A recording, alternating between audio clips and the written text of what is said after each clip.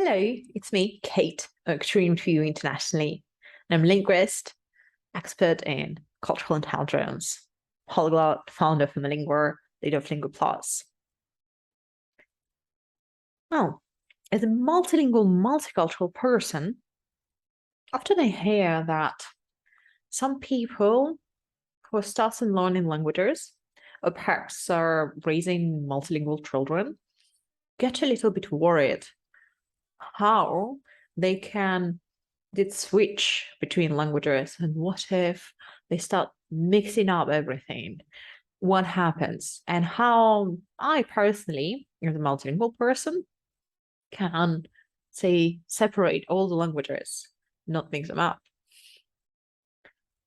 Well, I would say that a language per se is not just symbols, text. It's such an interesting structure because language is part of communication. It's not only language, there is also non-verbal communication, body language, prosody, and then definitely culture, sociocultural context. And when we put it all together, we see the words and time them to meanings. In this case, where you happen to be a multilingual person, or perhaps you aspire to become one day, you need to take into account exactly that it's always about connecting those deep meanings and words, phrases. And when you switch between languages, it's important to differentiate context. In this case, sociocultural context. So it's not just treating the language as a simple tool that you can use outside of context, outside of sociocultural connotation, just as it is. No, you can't. It means that always while learning language, speaking it, you need to tie it up to culture, to society, you're speaking this language, and there are so many little intricacies. Therefore, say, when you're multilingual, you also need to become multicultural. You need to indeed dive into cultures, languages that you're speaking, in order to really grasp this mindset, that mentality, as they say, right? Perception of the world from people who speak that language. And while talking about mixing languages, sure, that happens. But in my case, as I already shared, and I'll share again, well, my experience goes into this like psycholinguistics in a way that there is also psychological bit in it. My languages kind of tied up to different personalities in a way that I would say, depending which language I speak, which version of my name I'm called, I would indeed, let's say, demonstrate different physique. What I mean by different physique, perhaps different emotional expressions here, facial expressions, body language. I might be more reserved, or more open, or more gestures, less gestures, no gestures, more smiling, less smiling. Just, some basics. Definitely register the voice, prosody. And while I have the switches, right, in this behavior, let's say, it's much easier because you know that the moment I'm called Kate and the moment I call Catarina or Catherine and so on, like I switch and I can reply already in that language. It's like responsive, like, so it goes with response. So somebody asks me something in one language and I'll automatically reply in that language without thinking, without noticing, and so on. And I had some confusing moments, of course.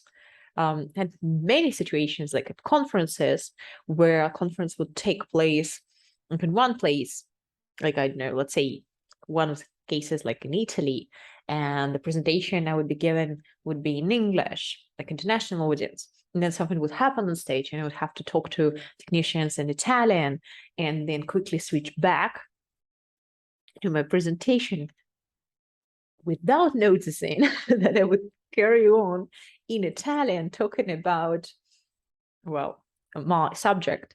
And then after like a minute or so, noticing the confusion on the faces of the audience. And then apologizing, laughing, asking why actually I'm speaking Italian, of course, because we're in Italy, and then going back to English and so on.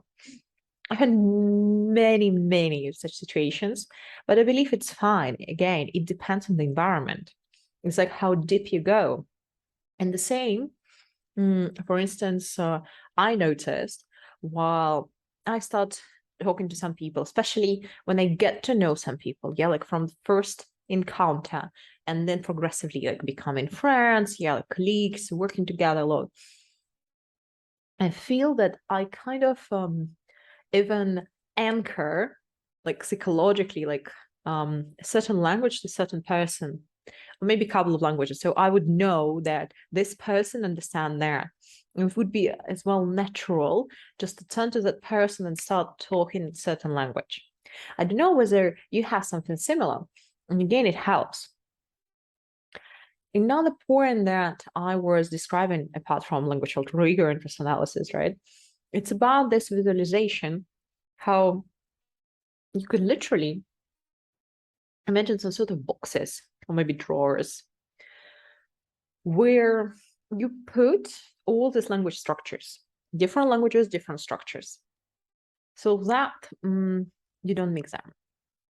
I mean, certainly languages would be influencing, right, one another, especially depending how much, like how frequently you speak there, in which environment you are. And I would say that you might use certain grammar constructions, like synonym to another language. But again, I think it's more about sort of like boundaries between languages, especially similar ones, checking whether they say the same way or not. And from there, I would say just like making that habit separating languages, not like speaking, let's say, using different words from different languages in the same sentence. Like this, I don't like personally. Also, I would say that while talking about cultural bit, sure. Well, there are so many untranslatable words, and I mean they are tied up to certain events, certain as well emotional states. And sometimes here I might use some untranslatable words from other languages in order to talk about certain situation, because I just can't find yet the right words in the language I speak. That's fine. That's like what we are also moving towards. You're using as many translatable words as possible from different cultures in order to show the regional culture of different cultures. However, again, it's up to you, I think. It's up to, let's say, your preference, how you switch. I can also say that in my case, like I've lived in 9 countries. Well, I studied, I worked, I've been entrepreneuring for so many years, traveled a lot, but like I lived like 9 countries. And I must admit that sometimes if I feel that I spend too much time in a certain country, I'm talking about, I don't know, half a year longer, I feel that in that case, a certain language might prevail, because of the environment, everyday environment. And I start feeling like I need to get out, like to get some fresh air in another culture or in another language. And again, due to my work, what we do at Multilingual and Lingua Plus, so it means that I constantly talk, I'm surrounded virtually by my colleagues from different cultures and languages, and I constantly speak like 4, 6, 7 languages like daily. It depends.